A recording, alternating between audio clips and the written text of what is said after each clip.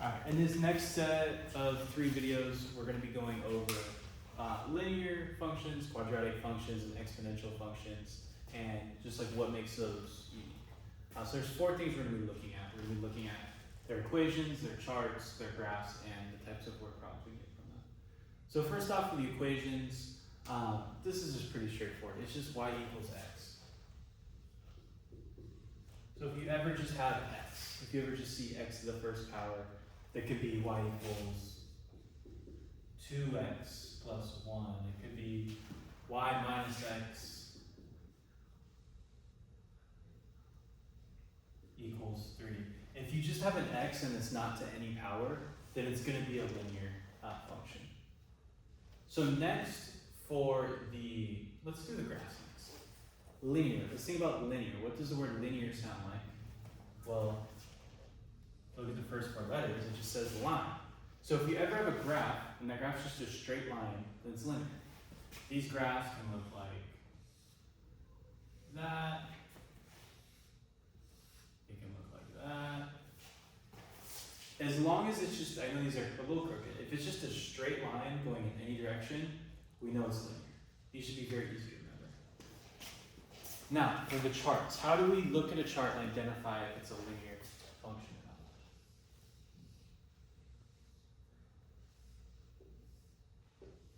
And I want you guys to get in the habit of doing this every single time you see a chart. Let's say this is 2. Let's say this one is.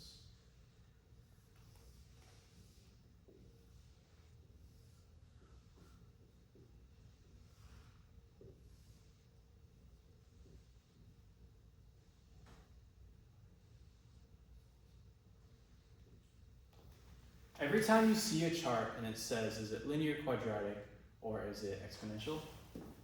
I want you to go over to the y's and do this. And I want you to try to figure out if there is either addition, subtraction, multiplication, division. If you could put any operation here or here to describe what is going on in the y values, how the y values are changing. And if it's going up, so here we go 2, then 5, and 8, so it's going up, that means it could possibly either be adding by the same number every time or multiplying by the same number every time. And so start off by checking with adding. So could we do this plus this? And is it like a pattern going on? To get from 2 to 5, you add 3. To get from 5 to 8, you also add 3. So we go plus 3, plus 3. If you ever have this, then you know you have a linear. If it's adding every single time by the same number. And how would we write an equation for this now? So you need to remember the linear equations we see most of the time, I'll have this over here, is in the form y equals mx plus b.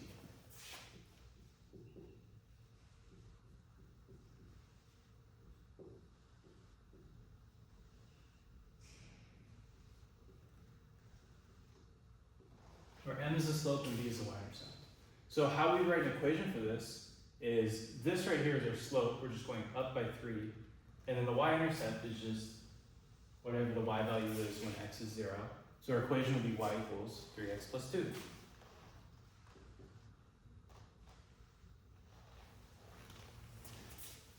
For this one, it's going down, but it's going down by the same number every single time. It's going minus 4.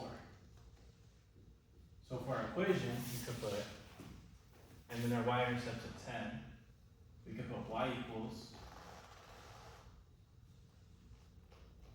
negative 4x plus 10, because we're going down 4, and it starts at 10.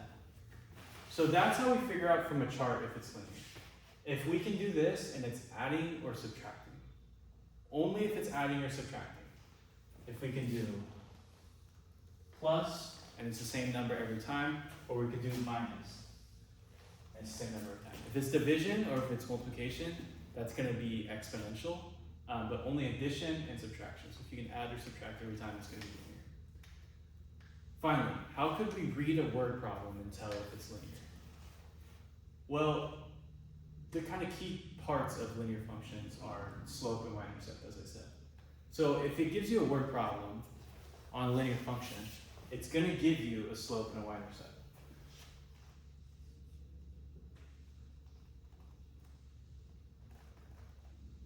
And it's probably not going to say, here's the y-intercept. It'll give you like an initial value.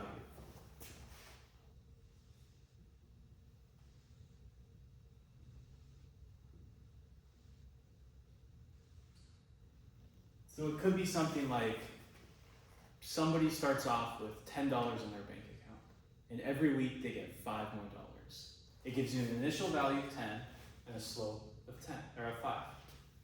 So what's really going on here is it's giving you a value that's changing at the same rate.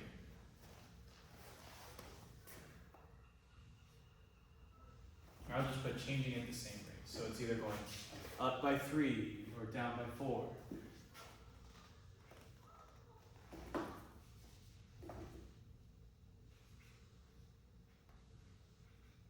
I'm going to put going up or down by the same number.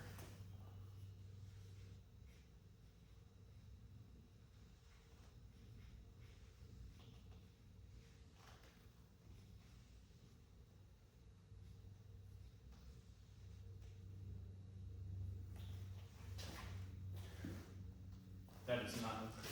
That's supposed to say number.